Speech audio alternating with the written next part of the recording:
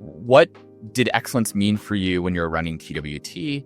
Has that changed for you now that you're consulting with a lot of different companies? What does that look like? What is a truly excellent entrepreneur in your mind? Yeah, for sure. For me, it's really values based. It's just high quality, really showing that you care, and then also just building community. I'm a big fan of just connecting people. It's kind of funny, this dichotomy of I'm all about tech, but there's the people behind it, and I think that really resonates with me and a lot of other people that share values with me. So I think that's, for me, really whatever I'm doing, it's got to be high quality. It's got to, really show people that I care and really help them in whatever they're trying to accomplish.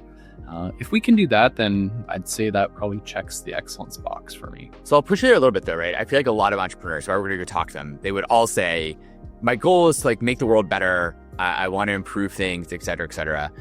What really stands out though, do you think about with your own success, or maybe with others that you've worked with, that really separates out the good entrepreneurs from the truly excellent ones, the ones that have outsized returns, or once again, it doesn't have to be financial. We should talk about what even returns mean, but even outside returns where they can, maybe an outside return would be they can hand their business off to someone else who does all the grunt work, then they get a fat dividend check every month or quarter, and that's success too, right? What does truly great look like? It's funny. I think as a leader, truly great is really being able to get out of your own way and build other leaders, right? And build them into that spot where I know that they're going to take care of the clients as if I would. And really, distilling those values and helping them understand the reasons behind them.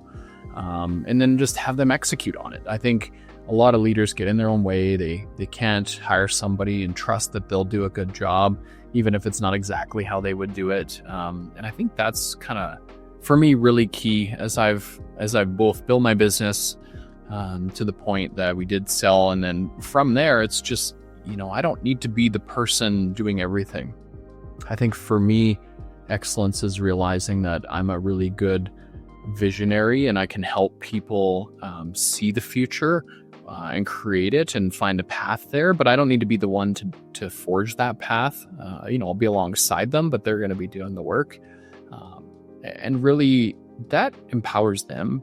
And, that helps build people, that helps build their character, their skill, just really turns them into a new leader, a new generation of leader, right? And for me, if I can do that, plus all the other stuff at the beginning, how do you lose? That's excellence right there. And then, the money's great and the money will follow. If you do those things, you're going to have a successful business. Where do you find, you work with a lot of different small businesses. Where do they fall down on that level of success? So I tend to agree with you, right? If you just work hard and put your head down and focus, you will end up and do great work for your clients and customers. You will have success. There will be good outcomes at the end.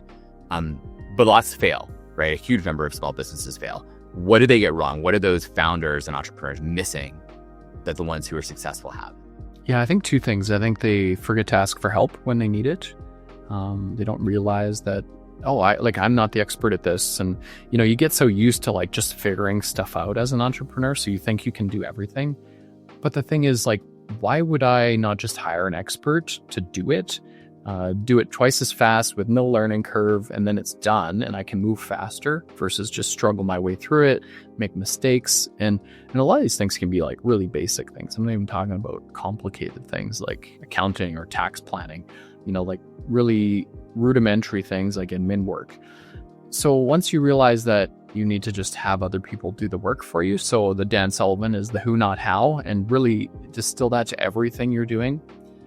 And then the second part of that is to actually be able to execute on that kind of philosophy, is to realize that you wanting to not do that is just your ego.